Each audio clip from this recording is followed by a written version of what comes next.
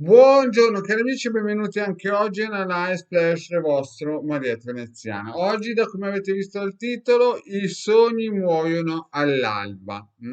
Ma perché questo? La Hilda infatti mi ha detto, e gli incubi quanto durano? Beh, parliamo però della pillola dei sogni che muoiono all'alba. Perché questo? Perché alcune volte ci contattano delle persone che magari non ci seguono da anni, ma magari ci hanno trovato sul tubo casualmente o sui social, su Twitter, su Facebook, su TikTok o Instagram, insomma, dove volete voi, e ci chiamano per un consulto. Ci chiamano per un consulto e loro pensano che la magia sia un po' la Harry Potter, cioè nel senso che basta dire quattro paroline, insomma, un po' una cosa alla New Age. Allora, è vero che esistono persone che hanno, come si suol dire, queste caratteristiche, questi non sono doni, ma sono poteri, e i poteri sono cose che si conquistano, no? I doni sono un'altra cosa. I doni praticamente sono delle dei premi, no? Dei premi che si sono acquisiti nelle vite prime e karmicamente spettano, no? Invece i poteri sono delle conquiste fatte chiaramente in questa vita tramite generalmente sotterfugi o strategie. Però torniamo sui nostri passi. Allora, per poter dominare questo mondo, ci vogliono energie basse. Ci sono energie alte che chiaramente non riescono a scendere su questo mondo, fanno fatica e interagiscono perché chi comanda, l'eterico comanda il mondo, come diceva il mio vecchio, ma purtroppo fanno molto più fatica, sono più lenti, però sono più sicure, diciamo così. E invece quelle che voi vedete alla Harry Potter sono energie basse. Che cosa vuol dire? Che se vuoi tanto, devi dare tanto, cioè non è che è gratuito, eh.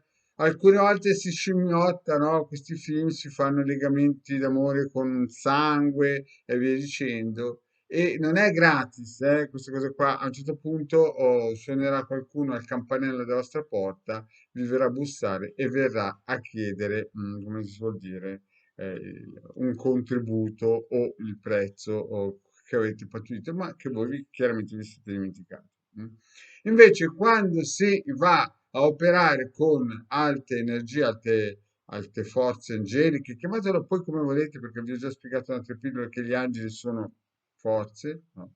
Allora la cosa diventa più complicata. Quindi tutte quelle persone che alla New Age canalizzano, parlano con gli angeli, Reiki angelico, insomma, quelle cose lì da, come si dice, basso astrale, poi chiaramente porteranno sicuramente delle situazioni difficili in futuro, magari anche fra 15 anni, quando voi avrete perso l'idea di questo New Age, vi avrà consumato, vi renderete conto che la situazione non è poi come ve l'hanno prospettato, ci sarà un prezzo. Quindi sempre attenzione al Reiki, arrivano i nostri, gli extraterrestri, quelle cose lì. Perché? Perché hanno un prezzo, no? E quel giorno lì vi renderete conto che i segni muoiono là. Ma torniamo un po' al discorso di chi ci contatta per magari sentire i prezzi. Allora, quando si opera con l'alta magia operativa, i prezzi chiaramente non sono da New Age, non sono da pacche sulle spalle, non sono da qui, non sono da là. Ci vuole la sua tempistica. Quindi, quando si entra nel mondo dell'alta magia, bisogna tenere presente che minimo ci vogliono 9 mesi. Lo ripeto, 9 mesi che il corpo eterico sia saturo. Quando si usa la radionica ci vuole un mese. Però la radionica, come vi ho spiegato tante altre volte, è come un robottino che vi pulisce la casa. L'alta magia è praticamente come una signora, una collaboratrice domestica che vi pulisce la casa in ogni punto e quindi è più analitica, è più in dettaglio. Il robottino invece fa solamente una cosa sola, no? Alla fine poi, se il circuito radionico è fatto bene, raggiunge il suo scopo. Ci metterà il suo tempo, ma raggiunge il suo scopo. L'alta magia, quando viene lanciata, non la ferma nessuno, no? Magari non è un anno, non è due, non è tre, non è quattro, non è cinque, ma alla fine porta a casa il risultato. Quindi è una cosa sicura, non ha controindicazioni, anzi, però ha i suoi costi. Quindi non è che ci dovete venire a telefonare, a chiamare, a fare un consulto e poi sperare che l'Hildegard o il Marietto Veneziano lavorino gratis. Sono i costi alti del materiale, delle conoscenze, delle competenze e via dicendo.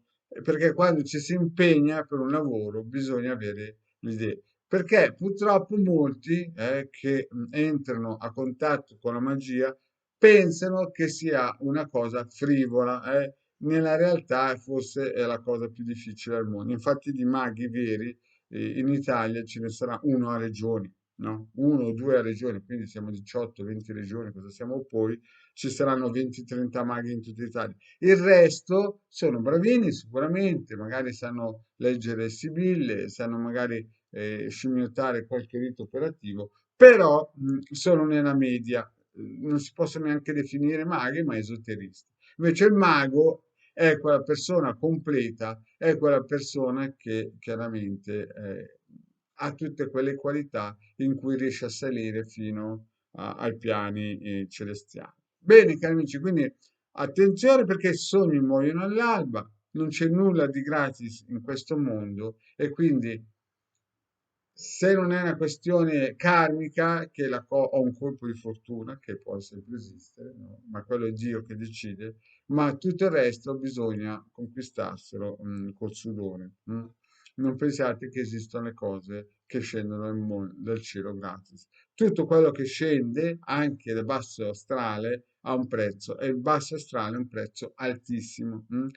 Che beccate in questa vita o nella prossima, però ricordatevi che il basso astrale di voi non si dimenticherà mai. Grazie cari amici e alla prossima, ciao.